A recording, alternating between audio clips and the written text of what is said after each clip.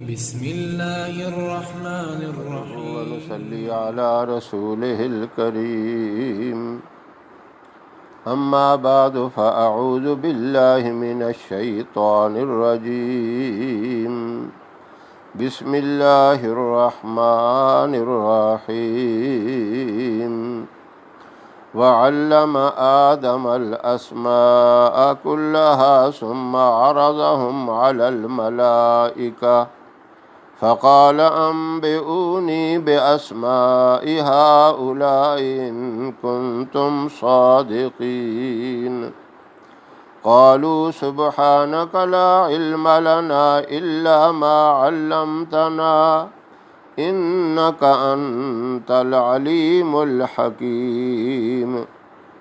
قال يا آدم أنبئهم بأسمائهم فلما أنبأهم بأسمائهم قال ألم أقل لكم إني أعلم غيب السماوات والأرض وأعلم ما تبدون وما كنتم تكتمون. صدق الله العظيم. محترم سامعین، اس وقت سورہ بقرہ کی 3 آیات مبارکہ تلاوت کی گئی ہیں۔ آیت نمبر 31، 32 اور 33، 31، 32، 33۔ اس سے قبل یہ ذکر کیا گیا تھا اور یہ آدم علیہ السلام کے بارے میں اللہ نے فرشتوں سے ایک رائے لی کہ میں زمین میں اپنا ایک نائب، ایک خلیفہ بنانا چاہتا ہوں۔ فرشتوں نے کہا اے اللہ، تو ایسا نائب بنائے گا جو زمین میں خون بہائیں گے، فساد کریں گے، ہم تیری تسبیح اور پاکیزگی بیان کرتے ہیں۔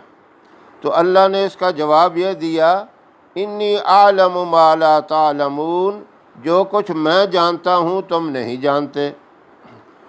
اب یہاں آدم علیہ السلام کو اللہ نے جب پیدا کیا اور فرشتوں کے سامنے کیا اور آدم علیہ السلام کو نام بتا دیے، وَعَلَّمَ آدَمَ الْأَسْمَاءَ كُلَّهَا ثُمَّ عَرَضَهُمْ، اللہ نے سکھلا دیے آدم علیہ السلام کو کچھ نام اور پھر پیش کیا فرشتوں کے سامنے۔ عَرَضَهُمْ عَلَى الْمَلَائِكَةِ، یعنی پھر فرشتوں کے سامنے پیش کیا۔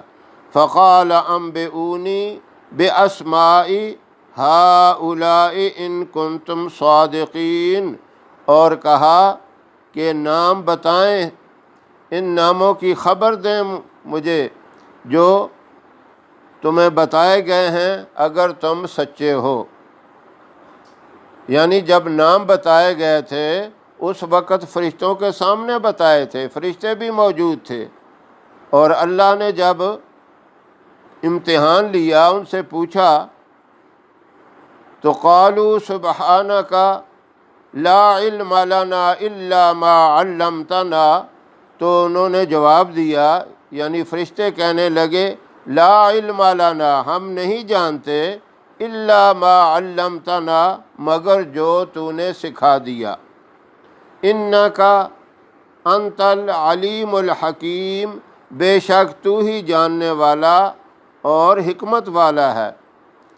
قال یا آدم انبئہم باسمائہم، پھر اللہ نے آدم علیہ السلام سے کہا کہ خبر دو مجھے ان ناموں کی، بتاؤ مجھے وہ نام جو سکھائے گئے تھے۔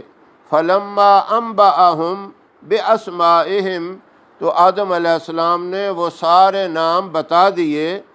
قال الم اقل لکم انی اعلم غیب السماوات والارض، پھر اللہ نے کہا کیا میں نے تمہیں نہیں کہا تھا میں جانتا ہوں زمین و آسمان کی پوشیدہ چیزوں کو، وَأَعْلَمُ مَا تُبْدُونَ وَمَا كُنْتُمْ تَكْتُمُونَ، اور میں جانتا ہوں جو تم ظاہر کرتے ہو اور پوشیدہ کرتے ہو۔ اللہ رب العزت نے آدم علیہ السلام کو کچھ چیزوں کے نام بتائے جو ضروریات زندگی کی چیزیں تھیں۔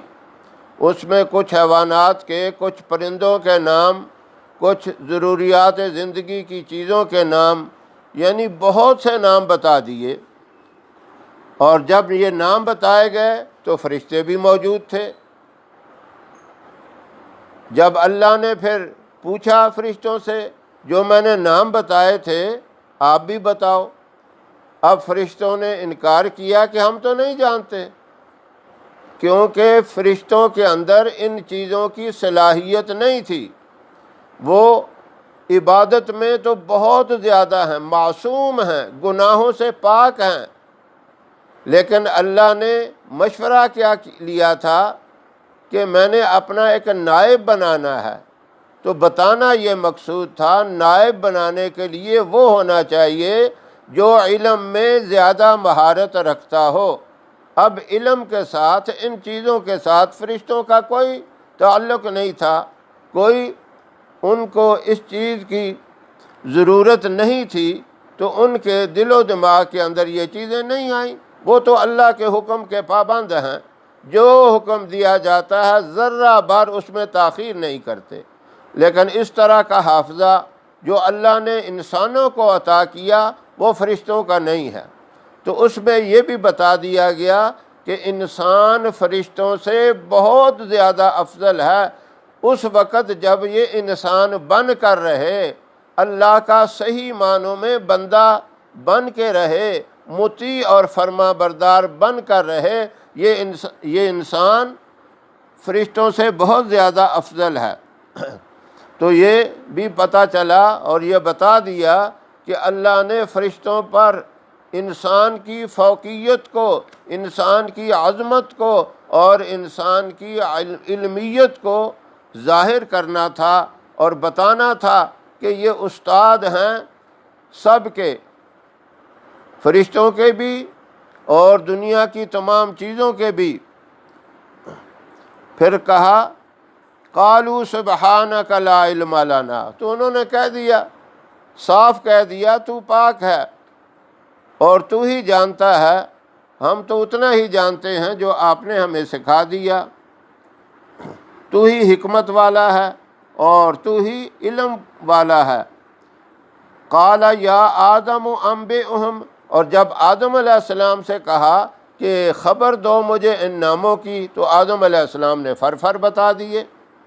اب اس پر فرشتے بھی حیران رہ گئے اور اس بات کو تسلیم کر لیا کہ واقعی انسان بہت افضل ہے اگر یہ اللہ کا صحیح معنوں میں بندہ بن کے رہے۔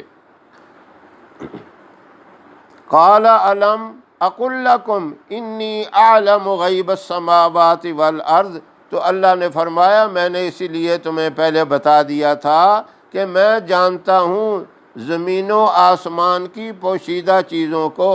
جب فرشتوں نے یہ کہا تھا کہ اللہ تو ایسا نائب بنائے گا، ایسا اپنا خلیفہ بنائے گا جو زمین میں خون بہائیں گے، فساد کریں گے، انہوں نے تو جنات کو دیکھ کر یہ بات کہی تھی۔ جنات انسانوں سے 2000 سال پہلے زمین پہ آباد تھے، وہ خون ریزی کرتے، لڑائی جھگڑے کرتے، قتل و غارت کرتے، ان کو دیکھ کر انسانوں کے بارے میں بھی یہی کہا۔